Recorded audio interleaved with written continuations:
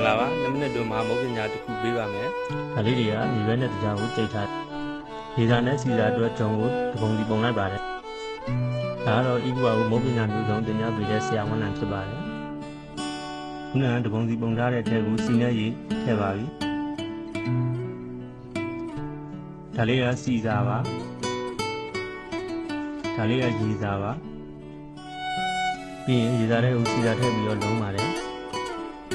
အဲ့လိုလေးလုံးပြီးရင်လုံးလေးပြန်ပြားပါတယ်